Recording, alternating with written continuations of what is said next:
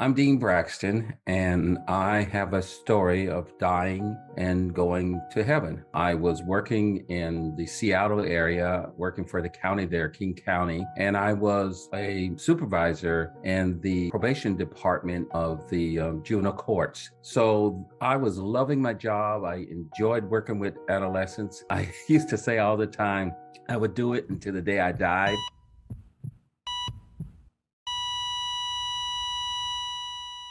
And then I died. May 5th, 2006, I ended up with a kidney stone that got stuck on the right side. I had kidney stones before, so I knew it was a kidney stone right out the bat. I thought I could probably wait it out or go through it and it would kind of like the pain would go away, but that time it didn't go away. And I remember going into the emergency room and just kind of like nonchalant say, I got a kidney stone, it's over here. And I knew what they would do because I've been through the procedures before, and I knew they would take me into a room and they would give me morphine and the pain would go. I also had a kidney infection, and they gave me antibiotics for that kidney infection, and they decided they would keep me overnight and they would do the operation. And so that kept overnight, gave me antibiotics. The operation the next day went pretty smoothly. They broke up the stones, but what happened, and they found out later on that I was one of those persons that the antibiotics they gave to didn't really impact the infection that I had. So when they broke up the stones, the poison went into my bloodstream and I became what you call septic, and everything in my body started shutting down, not just my heart and my lungs.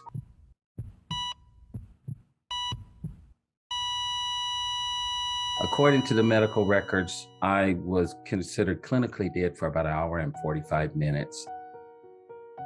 But one of the things that really got me is even the process of even the dying piece. When it really came down to it and I knew I was dying, I was surprised how much fear I didn't have. I'm born again, a Christian, and I knew that you go to heaven when you die. And I was looking forward to it, even when I realized I was dying. And I said to myself, I'm dying. And all I could say after that was, I'm going home.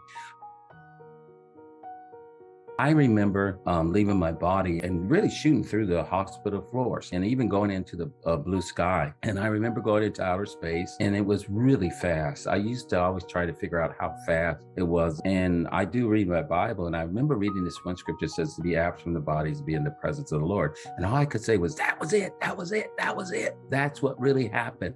I was moving that fast. I always say faster than a person could blink their eye. By the time the top eyelid hits the bottom one, I was already in heaven. That's how fast it was. As I was going into that realm, and I remember seeing before me that they saw like a light at the end of the tunnel because it's really dark in this one area there. And I can remember it wasn't a light just like at the end of a tunnel. To me, it was like a window. It looked like a window. I'm not saying it was a window, but that's the best way description I could say. As I was going toward this light that was before me, it looked like a window. I remember when I came in through that window, oh man, everything was right. There was nothing wrong. It was peace. There was nothing that would agitate you there, nothing that would get on your nerves. And the thing that got me more than anything else is I fit. I didn't know how out of place I felt before until I went through this experience, because I went in and I fit. I knew I was welcome there. Everything in heaven was welcoming me there. Everything. I'm not just saying God Almighty or Jesus Christ or the Holy Spirit. I'm saying everything in heaven literally was glad I was there. And I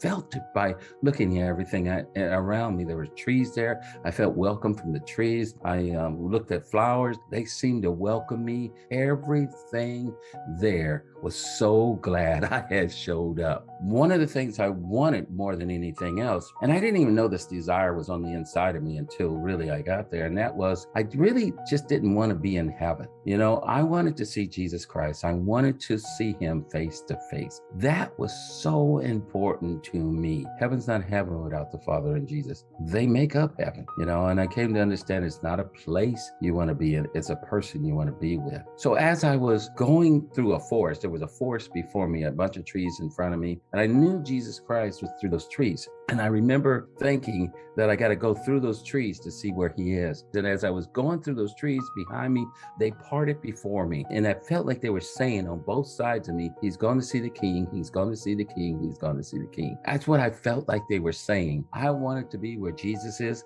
So I was really concentrating more than anything else on being where he is. And when I came through, I remember coming out into this clearing, but it was a wide open space. And I saw Jesus. He was more to the left of me. And he was looking at a bunch of some angels and some what I call redeemed people that had been on the planet and left the planet and went to heaven. And I can remember coming up to him and seeing him. And the first thing I did, I didn't stand up and really approach him. I got so close to him. And then I went down on my hands and knees. And I was looking at his feet. When I say I was looking at his feet, he was still facing the multitude of the crowd before him, and there was millions of them, billions of them, really. I was looking at the side of his feet, and all I could do is I kind of raised my head up enough to see part of his legs, never really his face at that moment. And all I could say was, you did this for me. And everything inside of me, everything about me at that moment knew that the only reason I was in heaven is because of what Jesus Christ had done. Everything was so grateful in my being that he had done that for me, that the next thing I could only do was say, thank you, thank you, thank you, thank you, thank you, thank you, thank you, thank you, thank you, thank you, thank you. So I'm thanking him. And as I'm thanking him, I stopped. And then I said, oh, the only reason I'm here is because of what he had done. Mentally, I knew he had done it for everyone. But personally, I took it on as so personal that you not only died on the cross so that I could be here, but you created all of heaven just for me. I don't want to say I was being selfish because I wasn't, but that's what I felt like. He had done it just for me. For then I started looking up his body.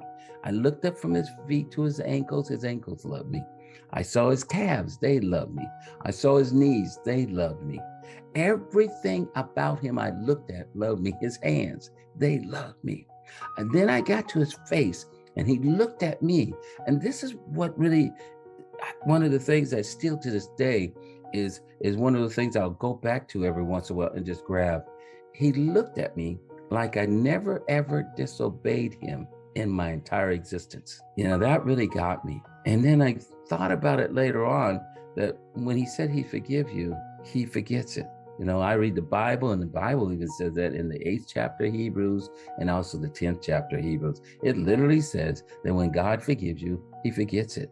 I experienced that look from Jesus. I knew that I was the eternal being, that I would never die. My body died, but me, the real person on the inside of this body, will never die. The love he had for me would outlast me. It can't outlast me because I'll live forever. After that engagement with him and he downloading some things inside of me, I call it downloading like a computer. He looks at me and he says, no, it's not your time. Go back. Felt like that. That's how he says it. I was kind of okay with it. And I remember I didn't go through the forest after that to go back to where I came into heaven. I went over the forest.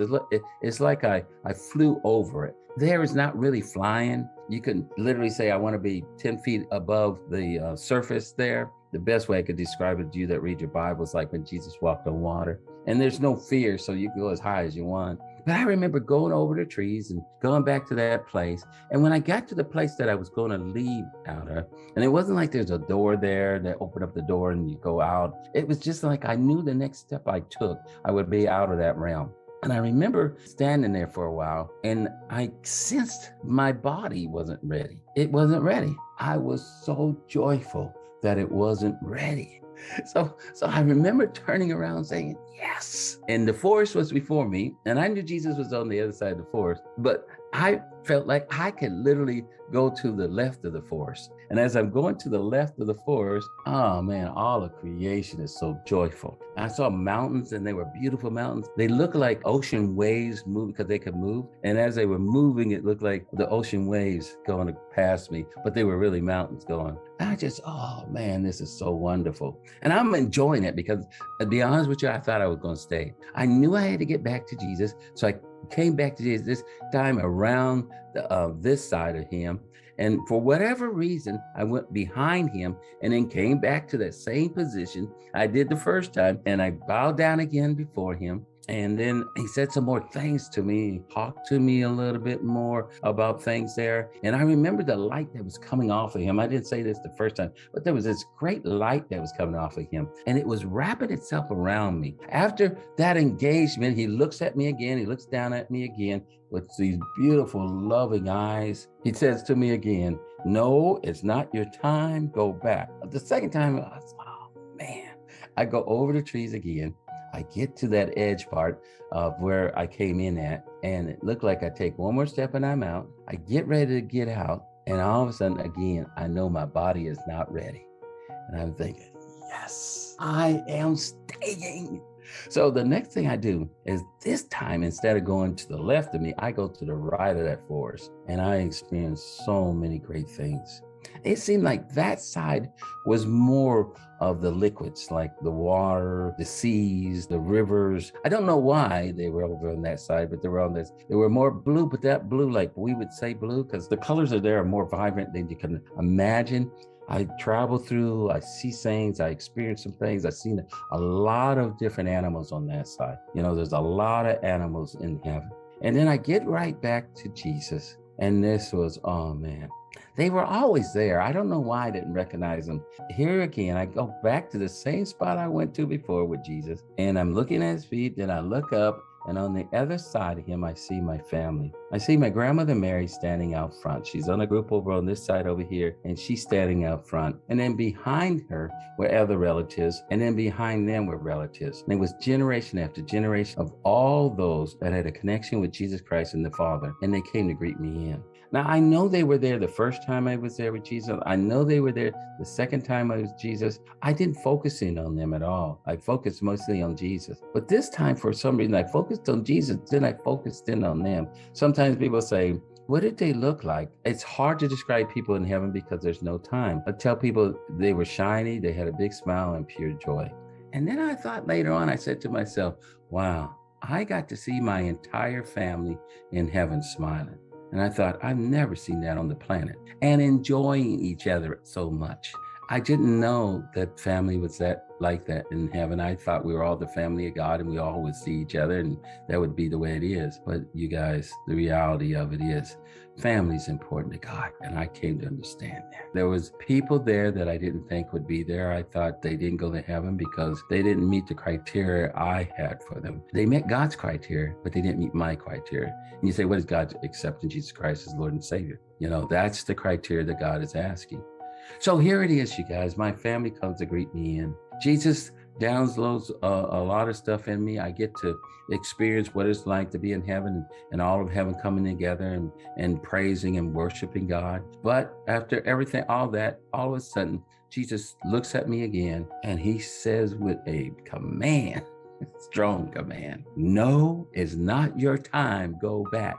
I felt like all of creation that was in front of me moved out of the way and said, he's not talking about me. He's talking about you. I felt like a soldier. You know, I used to be in the Air Force. I felt like a soldier. I felt like I went, yes, sir. You know, that type of thing. And then I got ready to leave. I felt like he was saying, I need you there more than I need you here. That's what I felt like. He didn't say those words, but that's what I was feeling. That's what I was sensing. And my grandmother Mary is there, and she looks at me as he's saying this, and she says, bring as many of us back with you as you can. And she's talking about my entire family here on the planet Earth. So I bowed before Jesus like this, went over those trees again, got to what I call the edge of heaven, took a step, and I was out and headed back to this realm. And I was sad. I felt like a baby crying really hard. I remember coming into the hospital room, hovering over my bed where the body was. They had really stopped working on me and started putting things away. The doctor even said he was signing the death certificate at that time. And I remember, I don't know why I did this. I looked at my body, it was down there. I looked at it. I came in and hovered over it. And then I turned over and went into my body like that. And the doctor saw all of a sudden hit the heart monitor go beep, beep, beep, beep. Started beeping. They started coming back over there. They intubated me, put the tube down my throat. You know what that's all about. They get me breathing again and all that type of stuff. You know, I didn't really want to come back, but I felt like he was saying, I need you there more than I need you here. Where do I even begin? I mean, what a video. Whew. genuinely speaking, that was one of the best testimonials video I have watched in a really, really, really long time. I mean, Dean mentioned about, dying, seeing extremely vibrant colors. He knew he was there due to what Christ done on the cross. What a powerful thing, knowing that I'm here simply because of what Christ done on the cross. Being able to somewhat recognize, the other people who've passed away in the past. The experience about hovering over his body and then re-entering, the colors being way more vibrant than what you could ever imagine. Guys, if this doesn't make you feel like, wait, is this what I signed up for? By trusting and staying within the Lord's or in the Lord's presence, I generally don't know what will. Okay, he describes Jesus' surrounding. He describes some of the angels, the redeemed people, as I mentioned. Everything about the moment, he just knew literally that he was in that presence due to Christ. He knew that he was an eternal being. I mean, yeah, the vision itself is powerful beyond, or the experience, should we say, because it's not even a vision. The experience itself is powerful beyond words, and that should just strengthen your belief that, hey, we are on the right track. Just remain on the right track and you should be fine. So my prayer is that God blesses you. Check all the links in the suggestion in the description box down below. Click on them.